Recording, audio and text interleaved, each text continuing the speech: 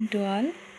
ఈరోజు మనం క్లాస్లో చదివింది మనకెలా గుర్తుంటుంది, ఎలాగైతే మనకు గుర్తుండిపోతుంది అనేది ఒకసారి చూద్దాం. జనరల్గా మనము క్లాస్లో అందరు చదువుతుంటే ఏం చేస్తారంటే బుక్ ముందు పెట్టుకొని కళ్ళతో చూస్తూ ఉంటారు. ఒకసారి మధ్యలో లేపి అడిగినామనుకో అది ఎక్కడో కూడా వాళ్ళకి తెలియదు. అలా చూస్తూ ఉంటారు చదువుతూ ఉంటే. కానీ యాక్చువల్గా మనం ఏం చేయాలంటే ఎవరైనా చదివినప్పుడు కానీ టీచర్ పాఠం చెప్పినప్పుడు కానీ ఖచ్చితంగా ఫింగర్ అనేది యూజ్ చేయాలి. అంటే టీచర్ చెప్పే పాఠం కానీ ఇతరులు చదివే పాఠం కానీ వాళ్ళు స్టార్ట్ చేసిన దగ్గర నుంచి మన ఫింగర్ అనేది వాళ్ళు చదువుతూ ఉంటే కదులుతూ ఉండాలి.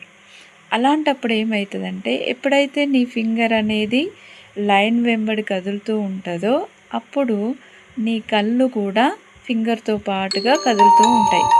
ఎప్పుడైతే ఫింగర్తో పాటుగా కళ్ళు కదులుతాయో అప్పుడు మైండ్ అనేది యాక్టివేట్ అవుతుంది. సో ఈ విధంగా మనం చదివేది ఖచ్చితంగా గుర్తుంటుంది. మనం చదవకపోయినా ఇతరులు చదువుతుంటే మనం ఫింగర్ పెట్టి చూసామంటే ఖచ్చితంగా నీకు 50% గుర్తున్నట్టే. మిగతా 50% ఏంటి అంటే నువ్వు ఒకసారి చదివితే, అంటే ఇప్పుడు వాళ్ళు చదివిన దాన్ని నువ్వు ఒక్కసారి మళ్ళీ రిపీట్ చేస్తే నీకు 100% గుర్తుంటుంది. కావాలంటే ఒకసారి మీరు ట్రై చేసి చూడండి.